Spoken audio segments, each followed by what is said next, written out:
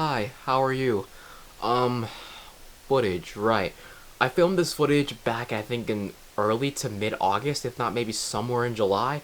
I honestly don't remember, but I decided to call this video I Said Let Him Cook, even though, it's a totally different thing. It's a figure of speech, it's slang for my Gen Z generation. Now I sound like an old man.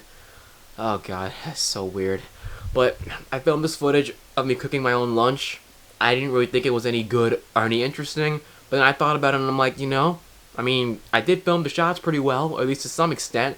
I thought it looked okay, but the angles, and I was hungry, and I was trying to get every shot right, and I was basically just stressing myself out over nothing. But here's the footage. I have it. I'll do some voiceovers and some explanations, and hope you guys like it. And yeah, watch me cook. Well, first things first, before I start cooking, I need ingredients. I can't cook without ingredients. So first, I grabbed some grapes, then I also grabbed some kiwis, and I also grabbed an apple. All fruits, because I'm going to be making a nice smoothie. And I put a time lapse on a bunch of this because it's a lot of long footage and might drag out, it might be a little bit boring, so put it short. I had to wash the kiwis first by using water, and then getting some baking soda to really get the bacteria off of the skin, and then I needed to start peeling it, and you'll see that right now.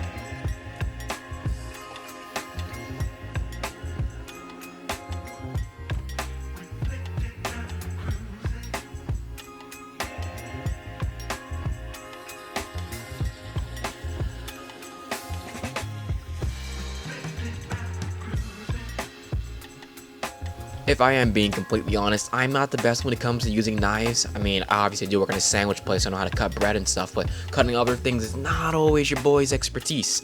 I often tend to cut more fruit than I should. Obviously, I still cut all the skin off, because I'm supposed to do that, but I do end up cutting a little bit more fruit than necessary, which I guess kind of ruins it, but it's not going to be perfect. I just kept going, because hey, I gotta make a smoothie, so I need fruit to do that, and that's what I did.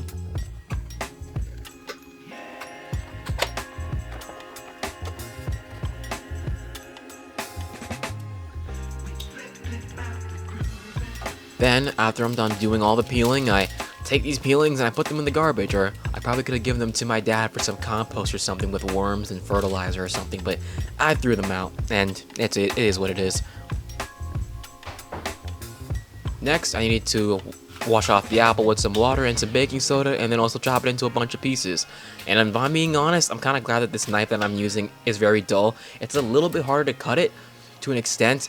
Had I used some bigger knife, maybe those was a little bit sharper here in my kitchen, I probably could have gotten this done a little bit faster, but I rather use a dull knife, so that way I'm less likely to cut myself, because hey, I'm a little clumsy sometimes, and use a really sharp knife and end up cutting my finger and going to the hospital, and that'd be really bad.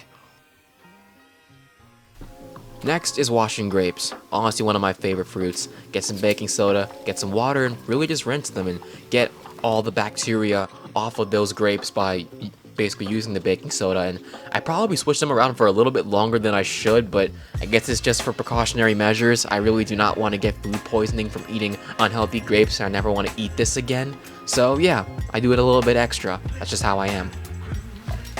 Then after washing them with some baking soda and some water, I take all that water out and then put in some filter water from my sink, and then basically just switch the grapes around and just wash them off again. And I remember when I was younger, I used to use like salt to wash them off, which works too, but then it would be so hard to get the salt off, and when I taste the grape, it's like a salty and then sweet taste, and I'd rather not taste that. Then after all the fruits are washed and sliced and properly taken care of so I can eat them without getting sick, I then put them into this blender. And yeah, I'm just gonna mix it up and basically just make the smoothie that I mentioned. I usually wouldn't add apples, but I wanted to add something else to it to make it a little bit more filling, so I chose to add some apples. And while also adding some apples, I also added some almond milk, because using like normal milk would probably make my stomach hurt a lot, because it's like acid and like lactose. It's not really good for the belly, believe me.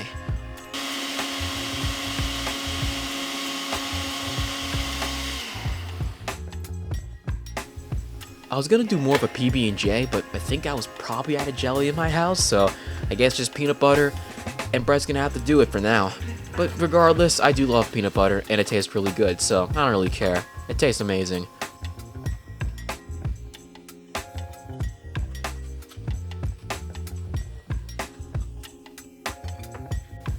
I also got some yogurt and chose to mix it up with some granola that I had from like Costco or something. Shout out to my sister because she does this way more than I do, and it just tastes phenomenal. Gonna change up the settings. I'm gonna put my head down because I don't want to put my tripod on my dining room table. That's kind of that's just a bad idea. But here we are. I got some peanut butter and some toast, some granola and some yogurt, and the main thing, the smoothie I got. This is grapes, kiwis, and apples. And now I'm gonna try it.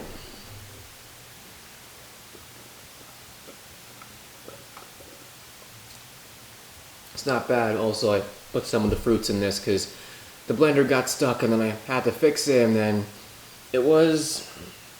honestly, it doesn't taste that bad. Like I thought it was gonna be like way more sour, but I think I got like the proper balance in between. So yeah, you know, here we got toasted peanut butter, and over here we got some granola and some yogurt. I'm not gonna taste test that because I eat that all the time, but yeah, I mean it's pretty good and it's great, and yeah, now I have a lunch at 3:51 p.m. because I've been trying to do this for about an hour. Yeah, YouTube. But yep, that's it. Thank you guys so much for watching, and yep, stay tuned for more videos. Yeah.